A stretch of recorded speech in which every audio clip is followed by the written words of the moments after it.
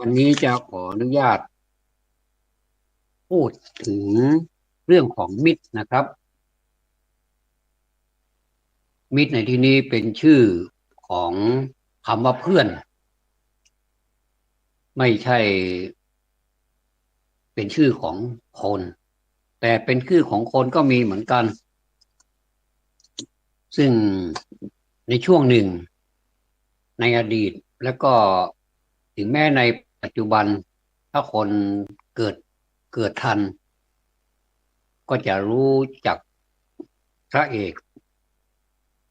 ดาราหนังไทยยอดนิยมแนวหน้า วันนี้จะพูดถึงมิตรหรือว่าสหายหรือว่าเพื่อนซึ่งมีความสำคัญต่อเราแล้วเราก็มีความสำคัญต่อเพื่อนตกลงว่าทั้งเพื่อนทั้งเราเป็นมิตรกันเป็นสหายกันร่วมสุขร่วมทุกข์กันอย่างนี้เรียกว่าเป็นกัลยาณมิตรท่านแบ่งเป็น7ประเภทด้วยกันนะครับว่ากัลยาณมิตรนี้เราดูจากอะไรถึงจะได้รู้ว่าเป็นกัลยาณมิตรคือประการที่หนึ่งนะครับประการที่หนึ่ง เดี๋ยวเรามาให้ความความจำกัดของคำว่ากัลยาณมิตรก่อนนะครับว่ากัลยาณมิตรนั้นหมายความว่าอย่างไรนะครับกัลยาณมิตรหมายความว่าองค์คุณของกัลยาณมิตรคุณสมบัติของมิตรดีหรือมิตรแท้ในที่นี้มุ่งเอาประเภทครูหรือพี่เลี้ยงเป็นสำคัญเช่นเราจะมีการอบรมเป็นรุ่นมีการเรียนเป็นรุ่นแล้วก็ต่อไปก็เมื่อจบมาแล้วก็จะดูแลรุ่นต่อไปถือว่าเป็นรุ่นน้องเป็นรุ่นยังฝึกหัดใหม่ยังไม่ยังไม่รู้ยังไม่ชินต่อการเรียนหรือหลักสูตรเราก็เป็นพี่เลี้ยงให้ ก็เข้าในหลักนี้พอดีนะครับว่าเป็นประเภทพี่เลี้ยงเป็นสำคัญและครูบาอาจารย์ทุกท่านก็เป็นมิตรอยู่ในความหมายนี้ด้วยนะครับเป็นกัลยาณมิตรประการที่หนึ่งประการที่หนึ่งมิตรนะครับประการที่หนึ่งนั้นเป็นภาษาบาลีหน่อยหนึ่งปิโยนะครับปอสระอิยอสระโอปิโยเป็นที่รักน่ารักในฐานะหรือว่าในฐานเป็นที่สบายใจและสนิทสนมชวนให้อยากเข้าไปปรึกษาไต่ถาม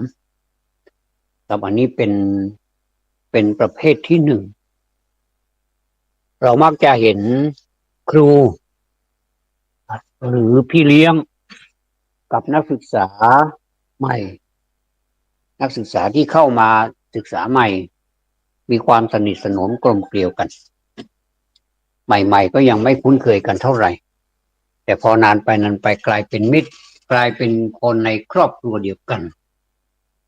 ซึ่งก็แน่ละนะครับความสุข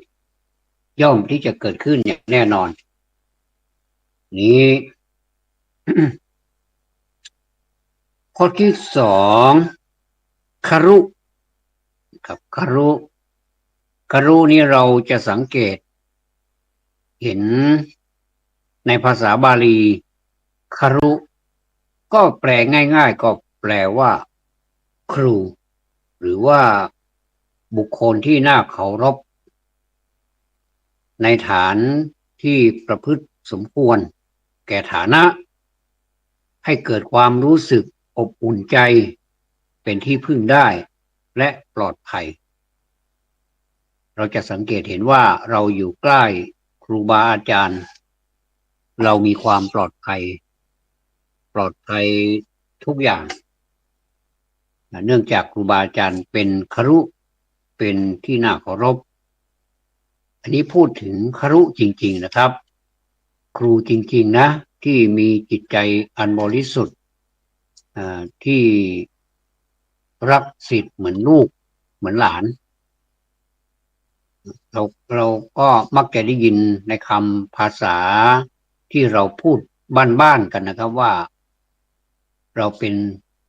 เรามีลูกเป็นลูกศิษย์นะครับไม่ใช่เป็นศิษย์ธรรมดาเป็นลูกศิษย์เพราะฉะนั้นนี่เราก็จะเกิดความรู้สึกอบอุ่นใจข้อที่สามภาวะนิโยน่าเจริญใจหรือน่ายกย่องในฐานทรงคุณคือความรู้และภูมิปัญญาแท้จริงทั้งเป็นผู้ฝึกอบรมและปรับปรุงตนอยู่เสมอควรจะเอาอย่างทำให้ระลึกและเอ่ยอ้างด้วยซาบซึ้งภูมิใจนี่แหละครับเราจะเห็นภูมิปัญญามากมายเกิดขึ้นในบ้านในเมืองของเราแต่ภูมิปัญญาเหล่านั้นบางทีก็ไม่ได้รับการเปิดเผยหรือว่าได้รับการสนับสนุนมากเท่าไหร่ก็มีแต่ชื่นชมยินดีไม่ได้มีโครงการอะไรที่มันแบบเอาจริงเอาจังครับว่าไปตามว่าไปตามความเป็นจริงแต่ว่าก็เป็นที่น่ายินดีน่าดีใจที่บ้านเรายังมีบุคคลที่ว่านี้ทุกหมู่บ้านก็ว่าได้แต่ว่าถ้าจะให้ดีแล้วควรจะต่อยอดให้ท่านเหล่านี้ด้วยเพราะเป็นของที่มีมากมายแต่หายากนะครับภาษาล้านนาบอกว่าปองบ่เขียมหายากมีมากมายแต่หายากนะครับเหมือนกับเงินทองมีมากมายมีเยอะแยะไปหมดเต็มบ้านเต็มเมืองไปหมดแต่หายากเหลือเกินเวลาถ้าถึงวันที่พากันไปสมัครเป็นเศรษฐีเนี่ยเยอะแยะไปหมดเลยต่างคนก็ต่างไปโดยสมัครใจแล้วก็ต่างคนก็กรอกใบสมัครโดยที่ว่าเขากรอกไว้แล้วล่ะเป็นตัวเลขกรอกเป็นตัวเลขเพื่อให้เราซื้อตามตัวเลขนั้นถ้าออกมาปั้งแล้วก็เสร็จค่าละใครเสร็จใครก็ไม่รู้ถ้าสมมุติว่าได้ก็ดีใจถ้าไม่ได้ก็เสียใจเป็นธรรมดาอารมณ์ของคนเดี๋ยวเข้าเดี๋ยวออกเดี๋ยวดีเดี๋ยวร้ายเดี๋ยวโลภเดี๋ยวก็ไม่โลภเดี๋ยวก็อยากจะให้เดี๋ยวก็อยากจะไม่ให้เดี๋ยวก็บริจาคเดี๋ยวก็เก็บไว้ไม่สนใจใครทั้งนั้นจิตใจเป็นอย่างนี้ทุกวี่ทุกวันจึงมีธรรมะของพระพุทธเจ้าครับมาชโลมหรือว่ามาแก้ไขถ้าสนใจก็ดีคนที่สนใจธรรมะเวลาที่ถามอะไรที่จะทำอะไรลงไปนี่เขามักจะตอบได้ไม่ใช่ตอบอย่างเดียวก็คือไม่รู้ลืมไปแล้วถ้าอย่างนี้ถ้าลืมไปแล้วนี่ต้องไปกินอ้อขยาถ้าลืมไปแล้วนี่นะก็เป็นคำตอบที่ง่ายๆนะครับเป็นคำตอบที่ง่ายๆชัดๆเลยบอกว่าลืมไปแล้วหรือว่าไม่สนใจถ้าไม่สนใจโครงการอะไรต่างๆที่ทางวัดจัดสรรหรือว่า พุทธศาสนิกชนส่วนใดส่วนหนึ่งจัดสรรขึ้นมาก็ผมว่ามันเป็นเพียงแต่โครงการเป็นแต่แผ่นกระดาษเป็นแต่เปเปอร์ไม่มีใครไปปฏิบัติจริงๆไม่มีใครไปทำให้มันเกิดขึ้นจริงๆเป็นแต่เพียงการโฆษณาหรือเปล่าครับอันนี้ก็ฝากไว้ด้วยนะครับเป็นความรู้ที่มันเป็นองค์ความรู้ที่แปลกประหลาดมากๆคือมีคนที่มีความรู้ไปต่างๆนานาเนี่ยหลายสาขาเนี่ยนะครับแต่ว่าก็อยู่ใครอยู่มันประมาณว่าเฮ้ยอย่ามายุ่งกับฉันประมาณนี้ความจริงเขาไม่ได้พูดนะครับผู้ที่มีภูมิปัญญาทั้งหลายนี้ไม่ได้พูดตรงกันข้ามกลับที่กลับตรงกันข้ามก็คืออยากจะถ่ายทอดให้รุ่นหลังหรือผู้ที่คนจะรู้ต่อไปต่อยอดไปเนี่ยให้ต่อยอดไปแล้วก็บอกเป็นคำสุดๆว่าอีกไม่นานก็จะจากโลกนี้ไปแล้วอยากจะฝากฝังอะไรไว้เป็นอนุสรณ์ในโลกนี้ดีกว่าที่โฆษกหรือพิธีกรไปพูดในงานบอกว่าผู้วายชนนี่เป็นคนที่มีจิตใจที่ดีมีเมตตาจริงหรือเปล่าก็ไม่รู้อาจจะตรงกันข้ามก็ได้บอกว่ามีจิตเมตตามีความรักใคร่เพื่อนฝูงแต่พูดมานั้นเหมือนกับเราไปดู โฆษณาอะไรที่เป็น YouTube เขาบอกว่า เขาเอ่อมีสามีจากไปลูกก็มาบอกคุณแม่บอกว่าตอนเนี้ยคุณแม่เดี๋ยวนี้ตอนนี้พิธีกรกำลังจะยกย่องคุณพ่อแล้วคุณแม่ตอบว่าไงรู้ไหมเราเห็นกันบอกว่าที่พูดมาเนี่ยในตัวของพ่อไม่มีสักอย่างเลยมันน่าเสียใจนะอันนี้คุณภรรยานี่พูดตรงเหลือเกินก็คงจะเป็นอย่างที่ภรรยาว่าจริงๆนะครับไม่อยากให้เหตุการณ์นี้เกิดขึ้นซ้ำๆซากๆมีมากมายนะครับในงานนะในงานศพในงานอะไรต่างๆนี่โอ้โหยกย่องกันมากมายแต่ความจริงมีนิดเดียวอ่ะบางทีก็ไม่มีเลยเราหลอกกันหรือเปล่านะครับผมขออย่างนี้นะครับว่าเรามาสร้างสรรค์กันตอนที่เรามีชีวิตอยู่นี้ดีไหมถ้าทำอย่างนี้ได้เนี่ยผมว่ามันจะดีมากนะคนเราถ้าจะเป็นมิตรกันคนเราถ้าจะให้ความเอ็นดูให้ความสงสารให้ความเมตตาปราณีกันเนี่ยทำเมื่อเป็นคนนี้ดีไหมดีแน่นอนเมื่อมันดีแน่นอนนะแม้เราจะจากโลกนี้ไปแล้วเขาจะไม่สรรเสริญเราเขาจะไม่พูดคำว่าขอให้ไปสู่สุคติเราก็ไม่ได้เสียใจอะไรผมว่าเรามาทำตอนที่เราเป็นดีกว่าอย่ามาทำตอนที่เราตายไปแล้วไม่มีประโยชน์อะไรเลยนะครับเหมือนกระดาษแผ่นหนึ่งนะครับเวลาที่เรามีความรู้เนี่ยเขาก็บรรจุชื่อเราไปในกระดาษนั้นแล้วก็ให้เราเอาเป็นหลักฐานว่าเราได้ผ่านการอบรมการศึกษามาแล้วแต่ความจริงแล้วมันจะรู้ตามที่ในกระดาษนั้นบ่งหรือเปล่าก็ไม่ทราบบางทีก็ไม่ได้ใช้อะไรเลยนะครับก็อันนี้ก็ฝากเอาไว้ว่าเราเราหลงตัวเองหรือเปล่าเราเราเข้าใจผิดหรือเปล่านะครับตรงกันข้ามกับคนหลายคนที่ไม่มีโอกาสได้เรียนอะไรเลยแต่ว่ามีความรู้มากเหลือเกินปรากฏในสังคมมากมายคนเหล่านั้นที่ไม่ได้เรียนก็ไม่ใช่เป็นความผิดของเขาเขาไม่มีทรัพย์ไม่มีเงินทองที่จะไปส่งตัวเองเรียนแต่ก็มีหลายคนเหมือนกันที่สามารถส่งตัวเองเรียนได้โดยถือหลัก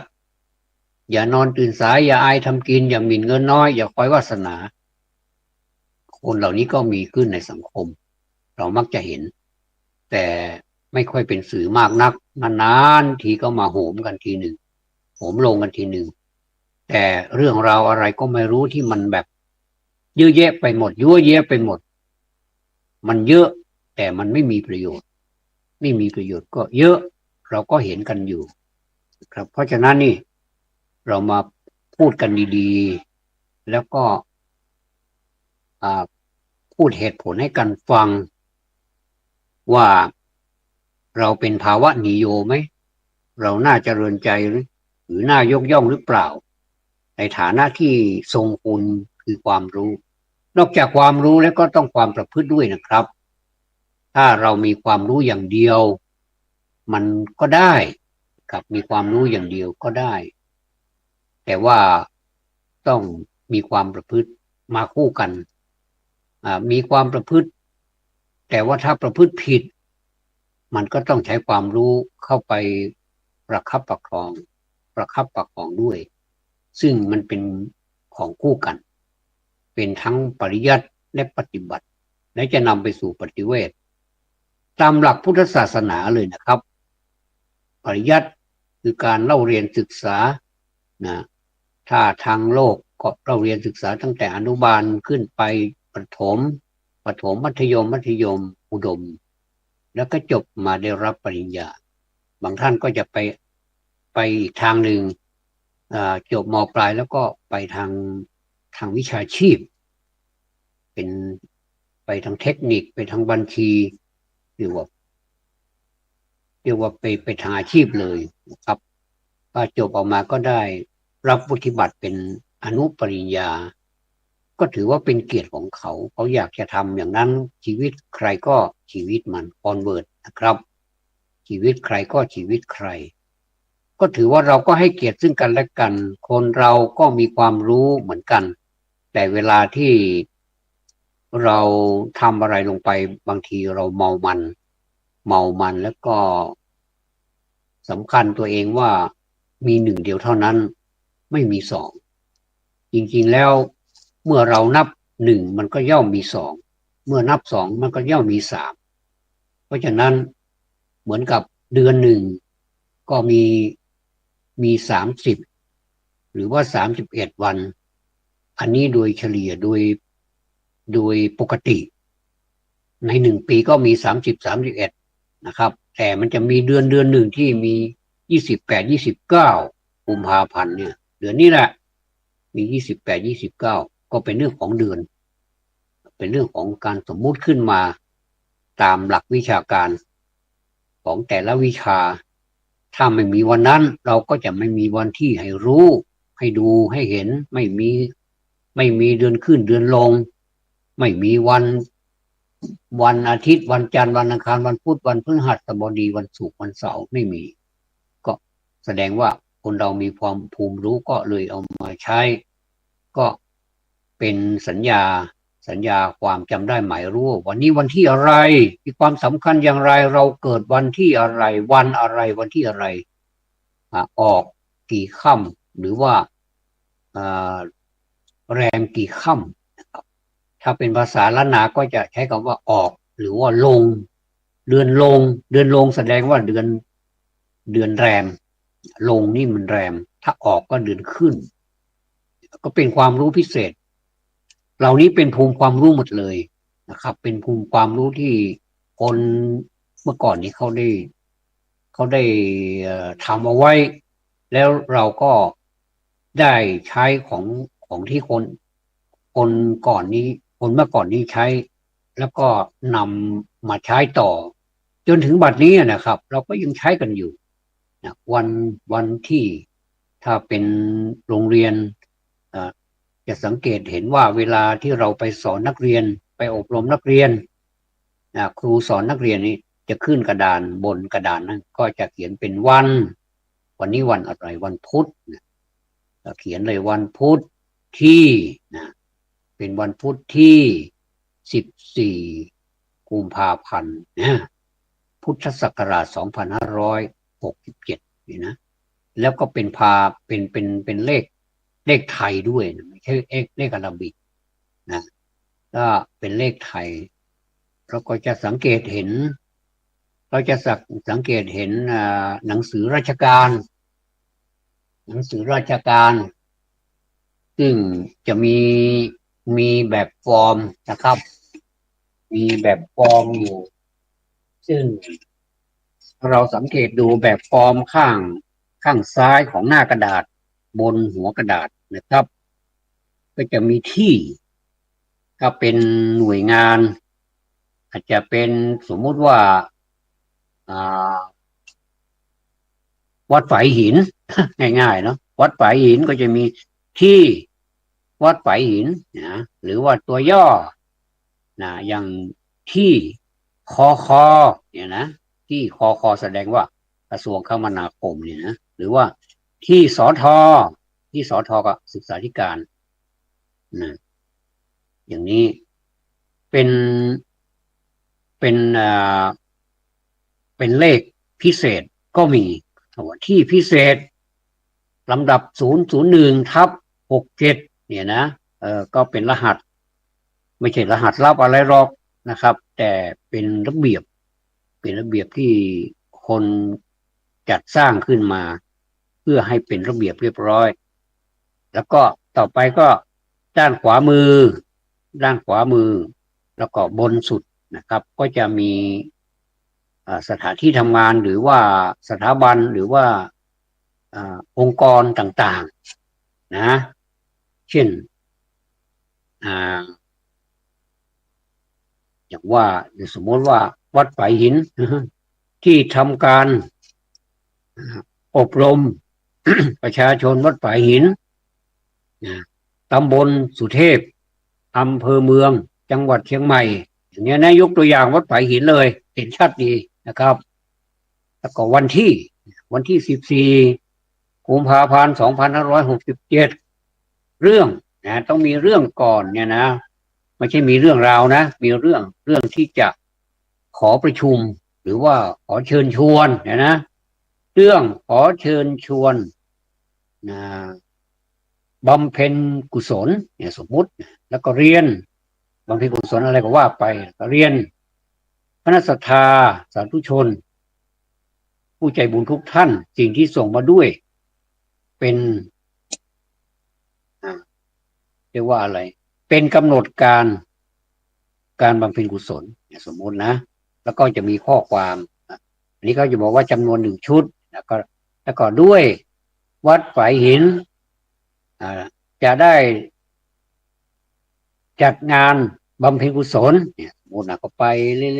รื่อยๆแล้วก็วรรคที่2เพื่อให้การดำเนินงานเพื่อให้การบำเพ็ญกุศลเป็นไปด้วยความเรียบร้อยจึงขอเรียนเชิญเจริญพรว่าไปให้ไปร่วมงานในวันที่14 กุมภาพันธ์2567ตั้งแต่เวลา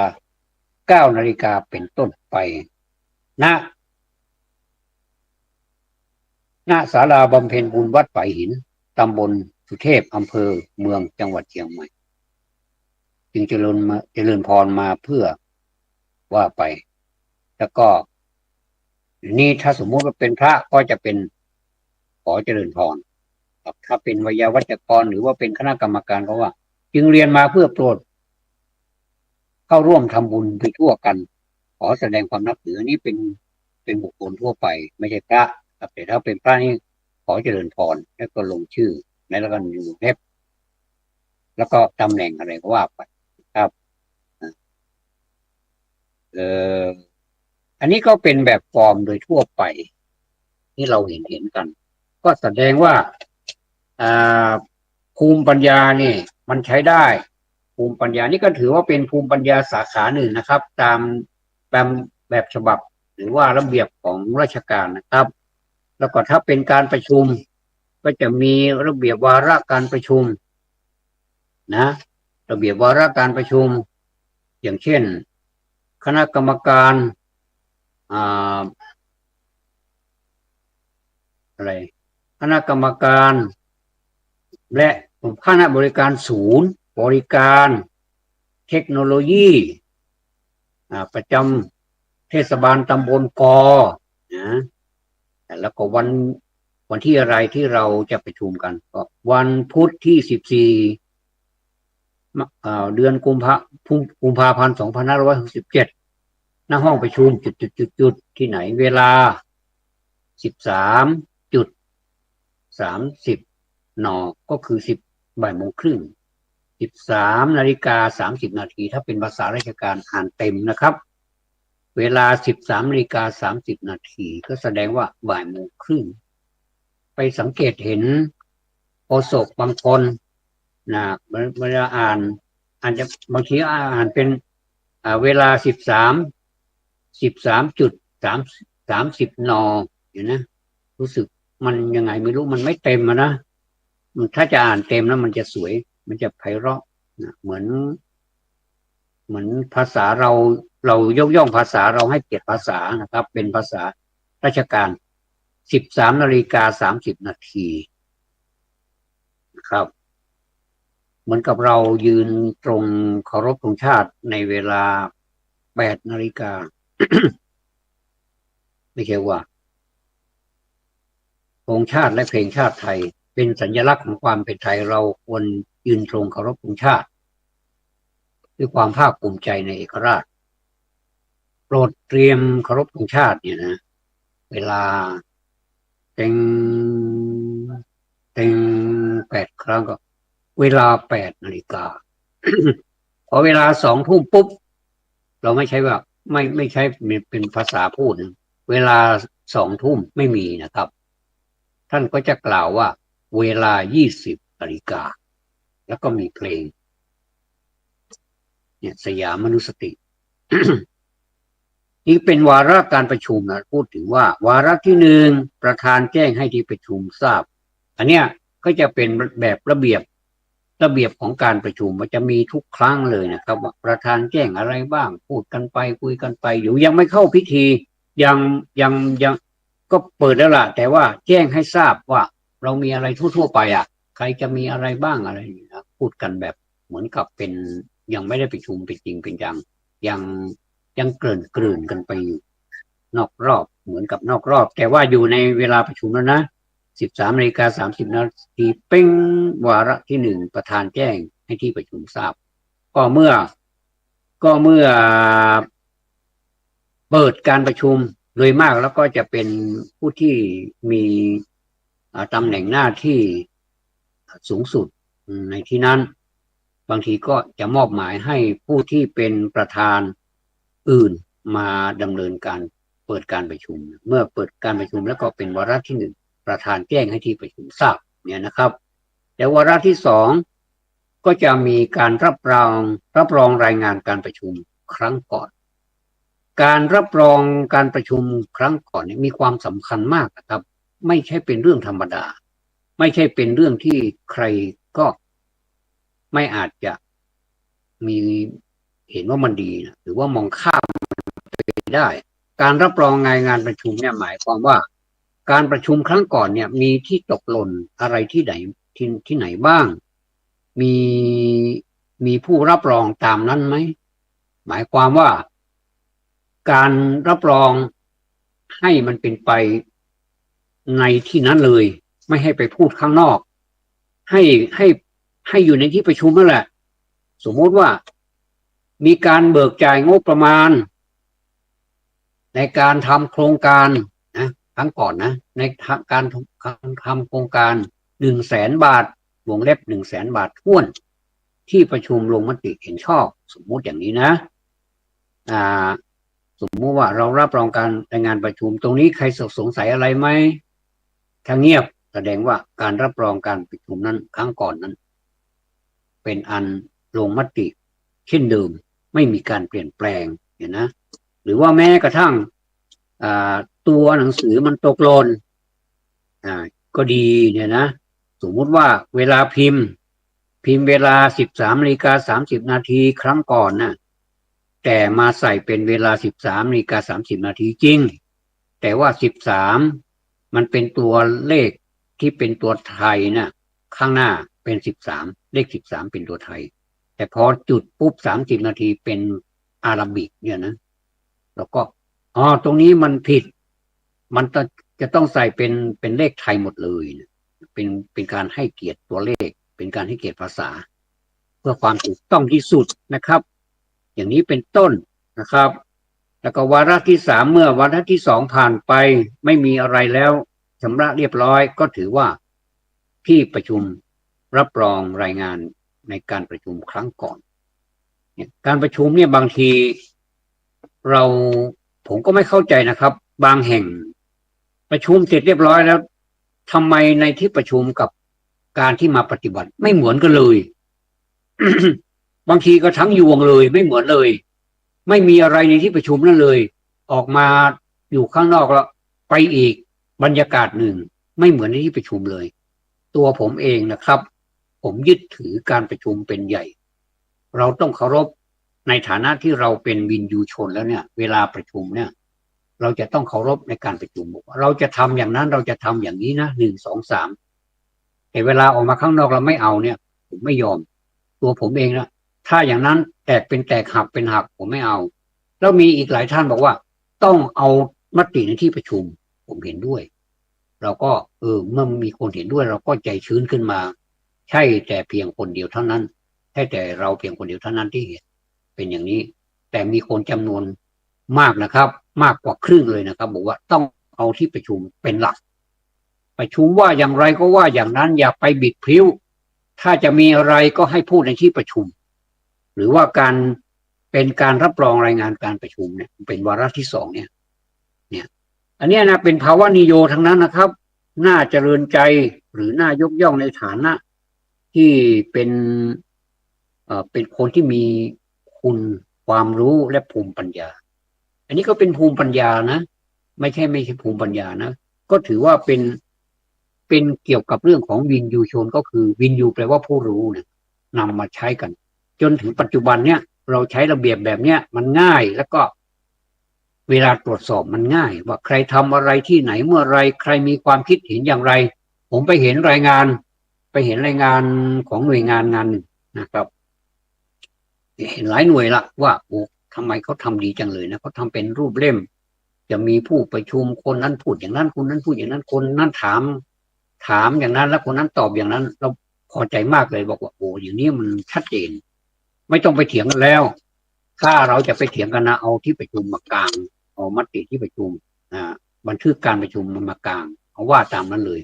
อย่างอื่นไม่ต้องพูดนะครับที่มันเดือดร้อนงานเนี่ยไม่ว่างานไหนเนี่ยเพราะว่าคณะกรรมการไปแหกกฎของการประชุมหรือว่าใครคนใดคนหนึ่งที่มีอำนาจเข้าไปแหกกฎไม่เหมือนกับการประชุมเลยแต่ก็เห็นหลายที่ต้องขอยกย่องนะครับว่าเขาก็จะถามผู้เป็นประธานในที่ประชุมก็จะถามว่าครั้งก่อนประชุมอย่างไรตกลงกันอย่างไรขอเล่าให้ฟังซิเนี่ยนะก็เราก็คนที่รับผิดชอบพอจะเล่าให้ฟังอย่างเนี้ยก็ทำให้บรรยากาศของการประชุมนั้นเป็นไปด้วยความเรียบร้อยแล้วก็เป็นเกียรติต่อที่ประชุมว่ามีใครบ้างใครมีความแสดงความคิดเห็นอย่างไรบ้างแล้วเราตกลงกันอย่างไรเนี่ยนะสมมุติว่าเราจะมีงบประมาณ80,000จะดำเนินการในเรื่องนี้นะพอมาถึงวาระที่2รับรองรายงานการประชุมอาจจะขอเพิ่มอีก20,000ให้เป็น100,000เพราะเนื่องจากอะไรมันก็แพงงบประมาณไม่พอเนี่ยอันนี้ก็พอได้อยู่ครับ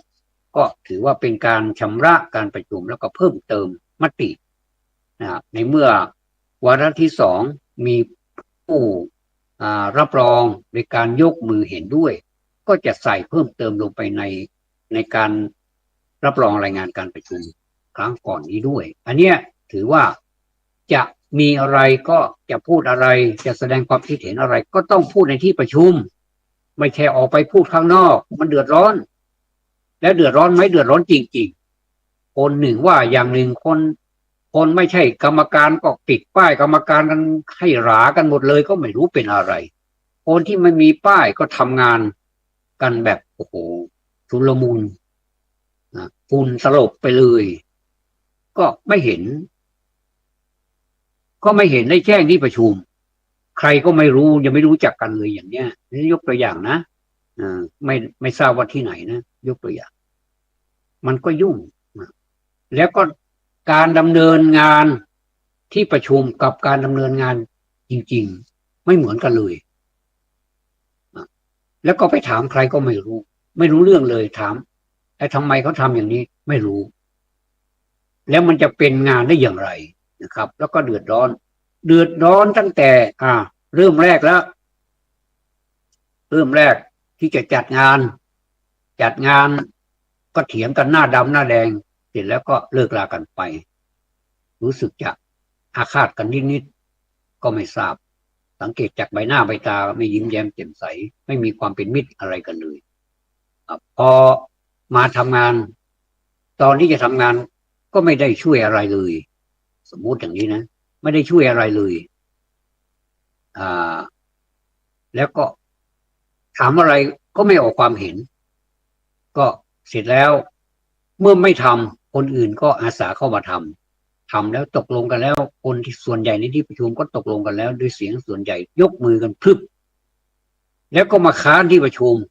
โอ้อย่างนี้ละใครอยากจะทำเนี่ยผมอยากจะถามพี่น้องว่าใครอยากจะทำบ้างไม่มีใครอยากจะทำนะครับเพราะมันวุ่นวายเหลือเกินแล้วในขณะทำก็มีคลื่นรบกวนอยู่ตลอดเหมือนกับรายการวิทยุเราจัดรายการอยู่ดีๆแต่คลื่นอื่นเข้ามารบกวนเราเสียงเลยไม่ได้ชัดเจนความชัดเจนก็ไม่ได้เกิดขึ้นนะการดำเนินงานก็ขรุขระงบในการจัดหาก็ไม่มีลำบากลำบนกันเหลือเกินนะอย่างนี้ก็มีเยอะเลยนะครับถ้าจิตใจผู้ดำเนินงานนั้นไม่เข้มแข็งพอผมว่าพังไปตั้งแต่แรกแล้วนะทีนี้ก็ดันทุลังทำไปอยู่ทำไปพอใกล้จะเสร็จงานในขณะที่กำลังทำงานนั้นก็โดนทุกวันแล้วก็อดทนเอาขันติความอดทนโสรจาความสงบนำมาใช้ละวิริยะความเพียรสารพัดนะแล้วก็เครื่องกำจัดนิวรณ์ห้าอะไรอิทธิบาทสี่โอ้นำมาครบชุดเลยนะในงานนี้นะในงานไหนก็ไม่รู้นะพูดถึงว่านะยกตัวอย่างเนี่ยในงานเนี่ยก็มีหลักเป็นที่ตั้งมีหลักว่าเราจะทำอย่างนั้นอย่างนี้ให้มันบรรลุวัตถุประสงค์ก็พอแล้วมันจะเป็นอย่างไรก็ให้มันเป็นแล้วก็ให้กำลังใจตัวเองแค่นี้มันคงไม่ตายนะอะไรประมาณเนี้ยนะแล้วเราก็มีผู้ที่เป็นเหมือนเราเห็นเหมือนเราเนี่ยเขาก็มีอะไรเป็นกำลังใจมาช่วยเราบอกว่าอดทนเอานะเดี๋ยวมันก็เสร็จไปเดี๋ยวมันเข้าผ่านไปให้เป็นไปตามธรรมชาตินะบางทีมันเป็นไปตามธรรมชาติไม่ได้เพราะมันมีอะไรปรุงแต่งมีอะไรที่มีให้ทุกวันนำมาประเคนทุกวันเป็นก้อนอิฐไม่ใช่เป็นดอกไม้นะเป็นดอกไม้ก็เป็นแป๊บเดียวเดี๋ยวก้อนอิฐกลายเป็นเดี๋ยวดอกไม้กลายเป็นก้อนอิฐไปซะนี่ก็แปลกดีเหมือนกันนะครับ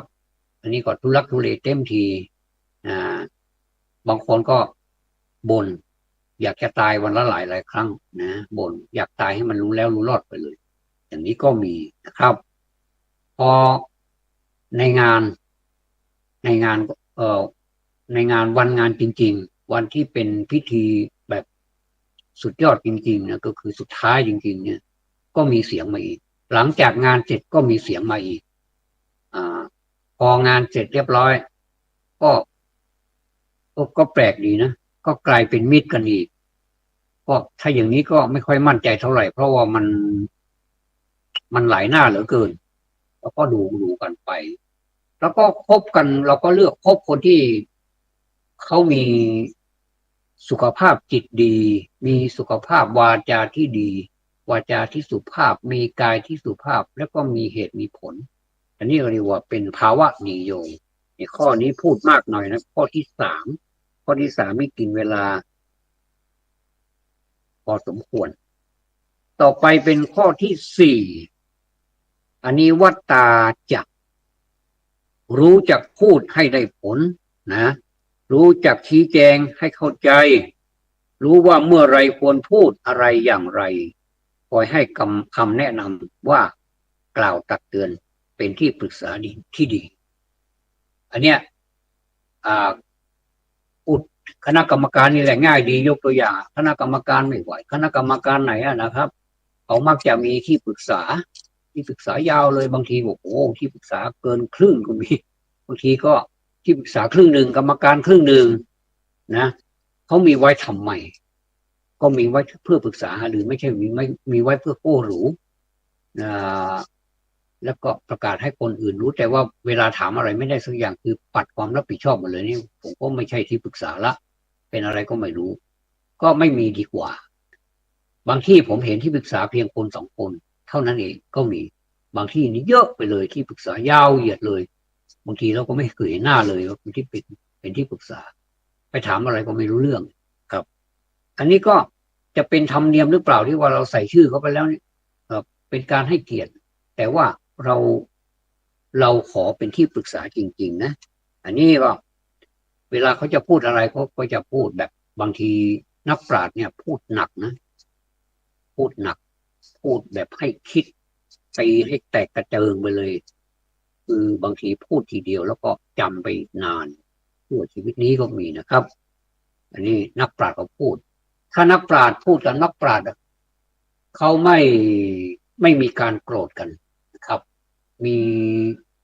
มีนักปราชญ์ถามนักปราชญ์บางทีก็ยั่วโมโหนะนักปราชญ์ถามว่านักปราชญ์เขาถามแบบนี้นะท่านจะตายเมื่อไหร่ถ้าเป็นคนแบบ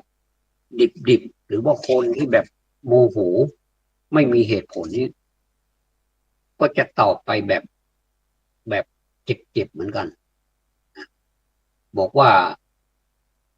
ยังไม่ตายแกนั่นแหละจะตายก่อนฉันอะไรประมาณนี้ถ้านักปราชญ์ถามนักปราชญ์นักปราชญ์ตอบนักปราชญ์เขาก็จะตอบแบบนี้นะบอกว่าเมื่อกี้นี้ท่านถามว่าเราจะตายเมื่อไหร่ใช่ไหมใช่แล้วใช่แล้วครับตอนนี้เราตายแล้วนะเลยก็ยังเห็นหายใจอยู่ไม่ตายแล้วทำไมท่านพูดโกหกไม่พูดโกหกหรอกเราพูดความจริงท่านตายจากอะไรนะท่านอยากรู้ว่าเราตายจากอะไรนะเราตายจากความเป็นเด็กมาแล้วนะตอนนี้เราเป็นผู้เฒ่าแล้วนะเราตายจากการเป็นเด็กการเป็นหนุ่มเป็นสาวมาเรียบร้อยแล้วตอนนี้เราเป็นผู้เฒ่าตายไหมล่ะเนี่ยเขาเรียกว่าเป็นการพูดแบบนักปราชญ์นะไม่มีการโกรธกันนะเพราะฉะนั้นนี่ภาษาคนกับภาษาธรรมเนี่ยปัจจุบันเนี่ยมันสวนกันมันตั้งแต่อดีตมาแล้วล่ะไม่ใช่ปัจจุบันนี้ยิ่งปัจจุบันนี้ยิ่งแล้วใหญ่เลยมีเทคโนโลยีอะไรต่างๆนี่มากมายเนี่ยเราเวลาเราพูดเป็นภาษาธรรมเนี่ยเขาก็จะหมั่นไส้บอกว่าธรรมะธรรมโมเกินไปน่าเบื่อคือคนหลงโลกอะไรประมาณนี้ใครก็ไม่รู้ที่เป็นคนหลงโลกนะแต่ถ้าเป็นนักปราชญ์พูดกันนะสนุกบัณฑิตพูดกับบัณฑิตนักปราชญ์กับบัณฑิตมีความหมายเหมือนคล้ายๆกันเป็นผู้รู้เป็นผู้รู้เป็นผู้ที่สำเร็จวิชามาแล้วเป็นผู้มีวิชาและจรณะนะครับถ้าถามกันแบบหนักๆแล้วก็จะตอบกันแบบไม่หนักแต่เบาๆแต่หนักในเบาๆข้างนอกแต่หนักข้างในอย่างถ้าคนสมัยนี้เนี่ยบอกว่าเข้าใจยากมันก็เข้าใจยากเพราะเราใจยังไม่ดิ่งลงไปไม่ดิ่งลงในศรัทธาไม่มีความศรัทธาไม่มีความเชื่อไม่มีภาษาท่าความเลื่อมใสแล้วไม่มีวิริยะไม่มี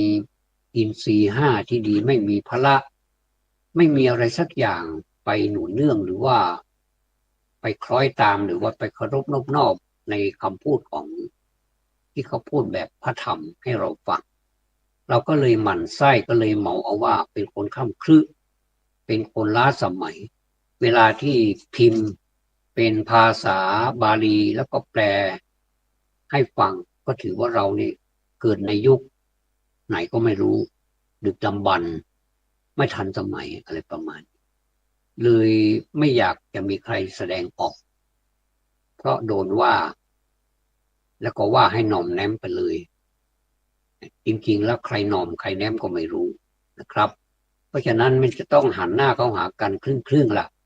ทั้งภาษาธรรมแล้วก็ภาษาคนถ้าภาษาคนมันเลอะเลือนมันวุ่นวายมันเตลิดเปิดเปิงแน่นอนนะครับทุกวันนี้เตลิดเปิดเปิงไปไหนก็ไม่รู้เอาคำที่มันคล้ายๆกันแล้วมาใส่ภาษาก็เตลิดเปิดเปิง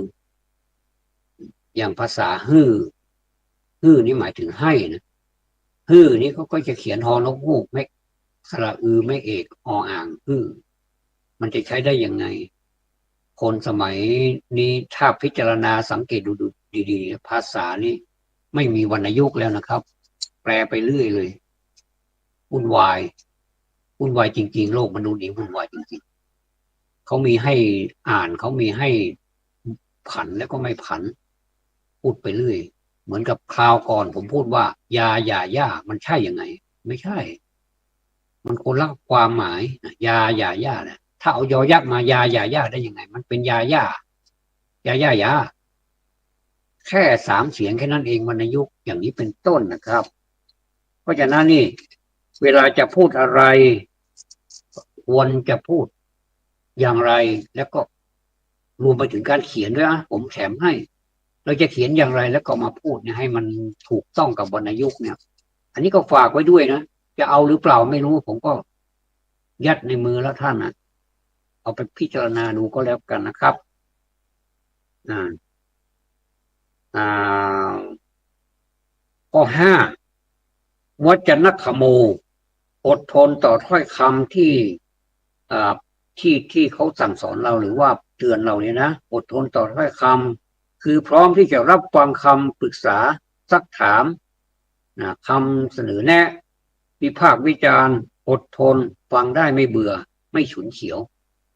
เนี่ยคนเราใช้อารมณ์เวลาเราพูดอะไรนี่ใช้อารมณ์บางทีก็อยากจะตัดปัญหาไปเลยก็ไม่ต้องพูดอีกแล้วไม่อยากฟังประมาณนี้นะแล้วก็มันก็เลยไม่รู้เรื่องกันแล้วถามว่าที่เขาไม่อยากฟังนี่เขาแก้ไขไหมก็ไม่ได้แก้ไขเลยเปล่าเลยยิ่งซ้ำร้ายยิ่งทำมากกว่าเดิมเหมือนกับจะซ้ำเติมหรือว่าเหมือนจะสับประยอกหรือว่าทำอะไรที่มันตรงกันข้ามกับคำแนะนำของเราอ่ะซึ่งมันคำแนะนำนี่มันต้องเป็นมิตรด้วยนะไม่ใช่แนะนำไปลักขโมยเขาแนะนำไป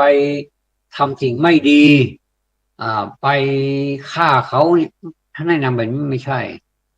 นะแต่เราแนะนำรักษาศีลนะศีลเนี่ยมันคืออะไรเนี่ยเราแนะนำมาพูดให้กันฟังเราไม่ต้องพูดรักษาศีลละรักษากายวาจาให้เป็นปกตินะเนี่ยแล้วศีลแปลว่าอะไรเนี่ยเขาก็ไม่ตอบเราก็ตอบให้เขาฟังศีลแปลว่าปกติของกายกับวาจาถ้าวาจากับกายมันไม่ทำให้ไปล่วงล้ำสิทธิของคนอื่นหรือว่าละเมิดสิทธิ์แม้แต่ตัวเองเนี่ยตัวเองละเมิดสิทธิ์ตัวเองก็ผิดเหมือนกันนะเออก็ถ้าเราปกติก็ถือว่าเรามีศีลเราไปพูดปกติก็ได้ไม่ต้องไปพูดศีลก็ได้แต่ถ้านักปราชญ์หรือว่าบัณฑิตคนที่รู้ธรรมะเขาอย่าพูดถึงศีลมาเลยรักษาศีลนะศีลอะไรบ้างเนี่ยศีล 5ศีล 8ศีลอะไรว่าไปเออพูดกันสนุกนะถ้าพูดกันรู้เรื่องมันสนุกคุยกันนี่ไม่ใช่ว่าคุยแล้วกล่าวธรรมะเนี่ยมันมีความสุขรัศมีมันจะเปล่งออกแล้วมันจะมีความรู้สึกว่าตอนนี้เราปราศจากนิวรณ์เรามีพระพุทธเจ้ามาประทับอยู่ที่หน้าเรานี่ละมาประทับแล้วก็ท่านแล้วก็ผินพระพักตร์มามองเราด้วยความเมตตาเราก็สดับธรรมะจากท่านโดยที่เราก็มองดูพระพักตร์ของท่านก็ยังมีพระพักตร์ที่ยิ้มแย้มแจ่มใสท่านไม่ได้หน้าบูดหน้าบึ้งอะไรครับก็ดูแล้วมีความสบายตาสบายใจไม่เชื่อก็ลองดูซิว่าเราเข้าไปในห้องพระถ้ามีห้องพระในบ้านอย่างน้อยที่สุดมันก็มีห้องพักห้องพระสักหน่อยหนึ่งละเราไม่สบายใจเราก็เข้าไปกราบเบญจางคประดิษฐ์นะเบญจางคประดิษฐ์เข่า2ศอก2แล้วก็หน้าผาก1ก็เป็น5เบญจางแปลว่า5คประดิษฐ์ก็คือองค์ประกอบในการกราบ5อย่างในการกราบ5อย่างเนี่ยแล้วก็อ่านพระไตรปิฎกหรือว่าอ่านธรรมะของพระพุทธเจ้าจากพระพักตร์เรามองดูพระพุทธเจ้าถ้าเรายังไม่ชินกับหัวข้อธรรมะจริงๆเราก็เปิดดูก็ได้ไม่เป็นไรไม่ได้ห้ามอะไร ก็เปิดดูบ่อยๆเดี๋ยวก็เปิดไปเปิดมาหน้านั่นแหละเปิดทุกวันเปิดทุกวันเดี๋ยวมันก็จำได้ท่องบนไปด้วยเรียกว่ามนอะไรนะความรู้ที่มนน่ะถ้าไม่มาท่องนะมันก็เป็นมนทินถ้าไม่ท่องจำมันก็เป็นมนทินมันคนละมันคนละมนไปเลยนะมนนะมนอะไรต่างๆเนี่ยเขาเรียกว่าสวดมนต์หรือว่าพุทธมนต์อะไรต่างๆเนี่ยมันไม่ใช่คาถามันไม่ใช่จะไปดับทุกข์ใครได้ไม่ใช่จะไปโดนบันดาลอะไรใครได้เรามาแปลจริงๆนี่มันไม่ใช่แปลแบบที่เราเข้าใจครับอย่างเราจะนะแต่มันก็มีอันนี้ก็คาถาเนี่ยเราก็ไม่ปฏิเสธแต่ว่าความจริงแล้วน่ะในสวดมนต์น่ะมันไม่ได้แปลอย่างที่เราเข้าใจมันแปลไปอีกอย่างหนึ่งอย่างกรณียเมตตาสูตรเนี่ยไม่ได้ไปปราบผีปราบสางอะไรที่ไหนนะแต่ว่ามันเป็นการเมตตาพูดกันดีๆอย่างนี้เองไปเปิดดูเถอะนะไปเปิดดูนะเขาแปลไม่เหมือนที่เราเข้าใจหรอกนะจะมีบางส่วนที่เราเข้าใจเท่านั้นเองแต่ว่ามันน้อยเหลือเกินไปศึกษาเพิ่มเติมหก คัมภีร์รัญจะกถังกัตตวากถังกัตตานะครับแถลงเรื่องล้ำลึกให้สามารถอธิบายเรื่องยุ่งยากซับซ้อนให้เข้าใจและให้เรียนรู้เรื่องราวที่ลึกซึ้งยิ่งขึ้นไปอย่างผมพูดเป็นอย่างในวันนี้ก็คิดว่าน่าจะเป็นการแถลงสิ่งที่ล้ำลึกให้ท่านได้เห็นนะครับและข้อที่เจ็ดโนฉัฏฐาเนนโยทะเยไม่ชักนำในอาถรรพ์นะไม่ชักนำในอาถรรพ์นั่นแหละอาถรรพ์นั่นแหละคือไม่มีสระอาถรรพ์คือไม่แนะนำในเรื่องเหลวไหลหรือชักจูงไปในทางเสื่อมเสียปัจจุบันนี้ชักจูงกันในทางเสื่อมเสียบางทีมันขัดกันตัวหนังสือก็ขัดกันอยู่แล้วนโยบายอะไรต่างๆก็ขัดกันแต่วิธีทำไม่เหมือนในที่ตัวหนังสือระบุเลยอย่างนี้นะผมก็เลยมีอะไรมาเล่าให้ท่านฟังอย่างนี้ความจริงมันเป็นภาษาอังกฤษด้วยเพราะวันนี้เวลามันไม่อำนวยผมก็เลยไม่ต้องมาฝึกอีกเป็นการฝึกไปในตัวอ่านถูกบ้างผิดบ้างถูกไม่100%แต่ก็ภูมิใจที่ได้อ่านที่ได้เรียนอะไรก็ตามเราไม่มีถูกไม่มีผิดนะครับถือว่าถ้าเราทำดีที่สุดแล้วก็ให้ภูมิใจอย่าไปคิดเล็กๆน้อยๆอย่าไปคิดอะไรที่มันหม่นหมองคือกิเลสนะครับกิเลสคือความเศร้าหมองความเศร้าหมองก็คือกิเลสเพราะฉะนั้นเราอย่าไปใช้บริการมันเนี่ยในขณะที่ผมพูดธรรมะเนี่ยผมมีความผ่องใสนะผมมีความผ่องใสเหมือนกับหัวใจของพุทธศาสนาข้อที่สามทำจิตใจให้ขาวรอบหรือทำจิตใจให้ผ่องใสข้อหนึ่งก็คือการไม่ทำบาปตอนนี้ผมไม่ทำบาปนะมดตัวหนึ่งผมยังไม่ได้ฆ่าเลยยุงมากัดผมก็ยังไล่มันไปเลยไม่ได้ฆ่าไม่ได้ตบไม่ได้ตีไม่ทำให้มันชีวิตมันล่วงไปแล้วอันที่สองคือทำความดีทำความดีนี่ผมให้ธรรมะนะตอนนี้ผมให้ธรรมะเป็นทานนะครับสัพพะทานังธรรมะทานังที่นาติการให้ธรรมะเป็นทานเป็นการชนะทุกอย่างจริงไหมเพราะฉะนั้นท่านฟังธรรมะแล้วโอ้มันมีความสุขเหมือนกันนะเหมือนกับผมท่านก็ได้อานิสงส์ผมก็ได้อานิสงส์เหมือนกันขอบพระคุณในการติดตามรับฟังนะครับธรรมะ